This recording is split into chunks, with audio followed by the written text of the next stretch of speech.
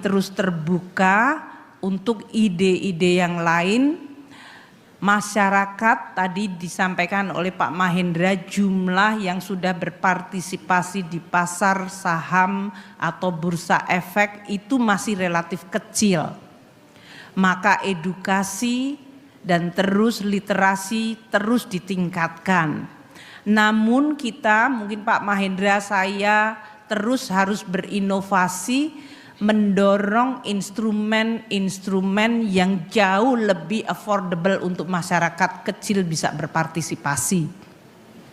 Kami di Surat Berharga Negara sudah membuat pecahan yang sangat kecil, sehingga sekarang di dalam basis investor SBN itu kita banyak menemukan pelajar dan mahasiswa sudah memulai beli surat berharga negara.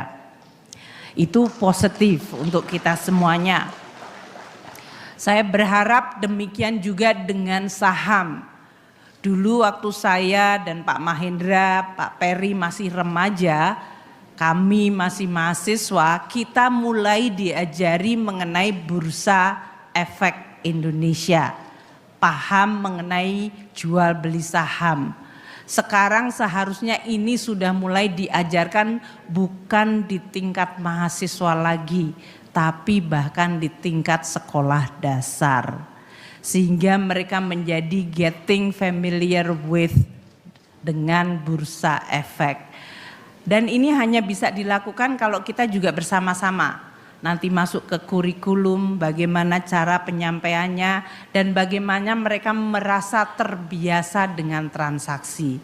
Tentunya kalau masyarakat sudah mulai mendiversifikasi tabungan dan menciptakan pendalaman, kita juga bertanggung jawab Pak Mahendra untuk agar saham-saham yang dijual belikan adalah saham-saham yang sehat, yang berasal dari fundamental perusahaan-perusahaan yang dikelola dengan tata kelola yang baik.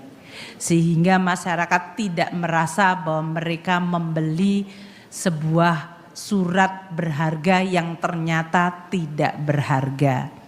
Ini adalah tantangan kita semua. Saya ingin mengakhiri dengan menyampaikan kepada Bapak dan Ibu sekalian pesan Bapak Presiden. Indonesia adalah negara kaya. Kita memiliki banyak sekali kekayaan alam dan kita punya posisi geostrategis yang luar biasa.